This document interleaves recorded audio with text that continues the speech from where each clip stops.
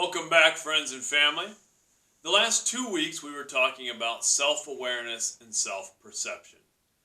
Basically looking at the stories of our lives, breaking down into chapters the meaningful and influential events of our lives, and then taking a look at how we think those things have made us who we are, how they impact how we see ourselves. That was a great experience last week, and I have to say thank you to my students for sharing their stories.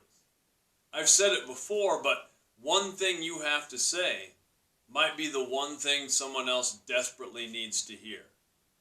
And I know just my hearing those stories and getting to discuss your stories with you helps make me a better teacher and a better coach and a better father and a better person. And I assure you that sharing your story impacted someone else as well. While we can never fully understand the depths of anyone else's experiences, we share similar emotions. We've all been through challenging times and hopeful times. And sharing your story lets someone else know that they're not alone.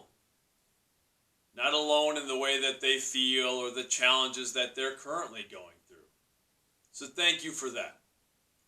Now we're looking to take the next step a little bit. We touched on it last week, but looking ahead to the next chapter of our lives. Once we've taken a good look, a good evaluation of where we are now and how we got here, we have to determine where we want to go, of how we're going to write the next chapter of our story. And that starts with being clear about what we want. Earlier this year, we discussed finding our passions, finding things that give us a sense of purpose, something that's deeper than just fleeting happiness in the moment, something that really makes us feel this is what we're supposed to do. Then the difficult part is figuring out how to get there. That leads us to our next social emotional learning competency, which is self-management. And for the next couple weeks, we're specifically going to look at self-discipline because that's hard. It's easy to identify a goal, to pick something out we think we want. The hard part is realizing what it really takes to get there. We do this in our lives all the time. Maybe we see the football team on Friday night, and as a young athlete might say, I want to be there, I want to do that thing. But they don't necessarily understand what it all entails.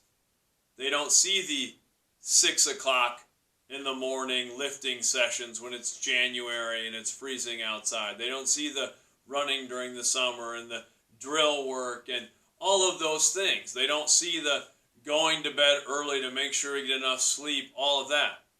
And we all do those things.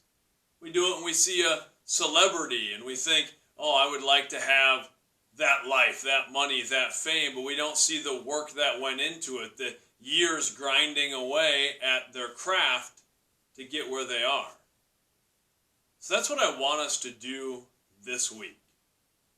We're going to pick out something. I want each of you to pick out something that you want for the next chapter of your life, something you want to do. It could be a career, it could be something just personal that you want to achieve. I want you to identify some goal, but then I want you to think about what that goal really costs.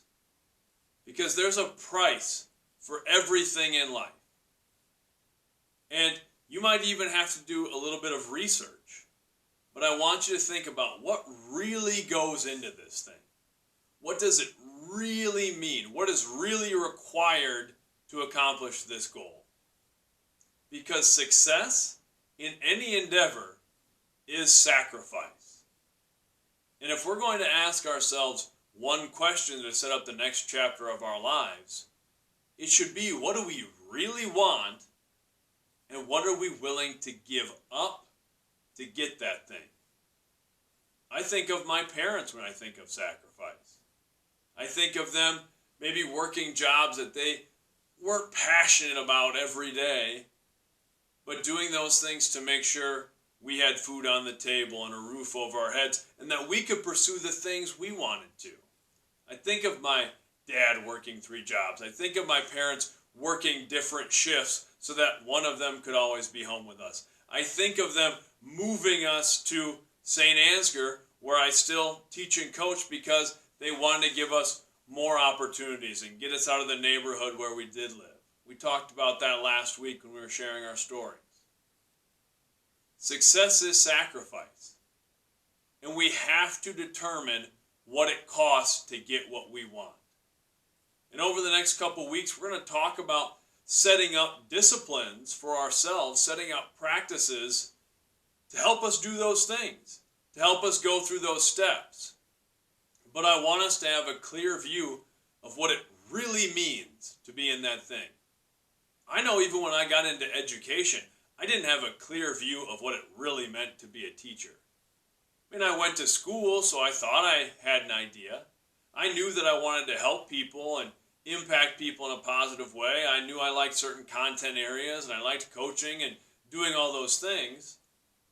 But when I got into education, it was a rude awakening in a lot of different ways. It was pretty easy to map out in college that I would take these classes and I would student teach, and then you become a teacher. That course seems pretty clear. But existing as a teacher was a different thing. It took me some time to realize that being a teacher isn't just about knowing content. And I thought I knew how to engage with students. I knew that was part of it.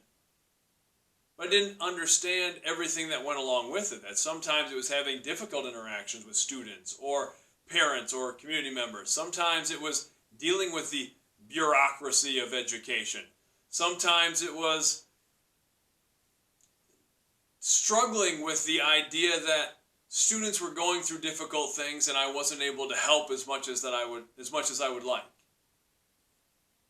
Those are some of the pains and pressures and challenges of being a teacher I didn't fully understand. But I also didn't fully understand the gifts that came along with that. I didn't understand the fulfillment of seeing students and athletes succeed at something. I didn't understand the pleasure and joy that comes from maintaining a relationship and hearing from students 10 years after they've graduated. So that's what I want you to try to do this week, which I know is difficult, especially if you're not actually doing the thing. That's why it's important to try a lot of different things and find what we're passionate about. But I want you to project out a goal and then think about, what's it really take? What's it really cost to get there and to live in that goal, to live in that dream we have? And next week we'll continue on from there to build in some personal disciplines to help us get there. So do a little dreaming this week, do a little research, do a little thinking about what we want, what we're willing to sacrifice to get there, what the cost is, and what we're willing to pay. Have a great week. Much love.